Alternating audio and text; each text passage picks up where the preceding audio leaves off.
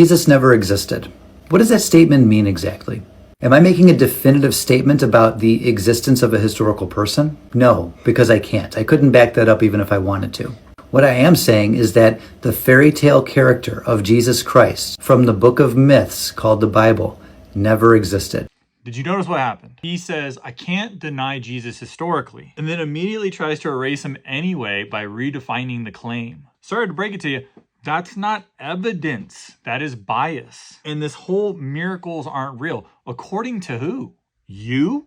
That's not proof. That's an assumption. People like this always do the same thing. They start with God can't exist. Then they reject anything supernatural automatically. But if God exists, miracles aren't too difficult. In fact, they're not difficult at all. By the way, the historical existence of Jesus is one of the least debated facts in ancient history. Even non-Christian historians acknowledge that he existed. So right away, this is not scholarship. It's just arrogance pretending to sound like intelligence. The same person that goes to church every Sunday and believes wholeheartedly that Jesus died for 3 days, came back to life, and then flew away into outer space would be very skeptical if I told him that I did the same thing last weekend.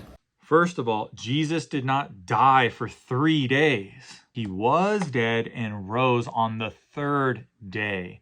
Words matter. And this whole thing where he says, well, you wouldn't believe me if I told you I did that last weekend. Yeah, because you're not God. This is the problem. He keeps comparing man to God as if they're on the same level. Newsflash, they are not on the same level. Christianity is not random guy claims miracle. Christianity is fulfilled prophecy, public crucifixion, the empty tomb, eyewitness testimony. You have all of this evidence, yet this guy only hears, trust me, bro, I floated into outer space. What a ridiculous comparison. The Bible is a book of fiction. That's the truth. The fact that I have to say that in the year 2026 is depressing. No, that's not the truth. That is a claim. And once again, notice, no evidence, no argument, just confidence. That's it, just confidence. Saying something confidently does not make it true. They're hoping that no one actually slows down and thinks. This is not someone dismantling Christianity. This is someone dismissing it emotionally and then pretending that it's some sort of intellectual superiority. There is a huge difference. And if your entire worldview starts with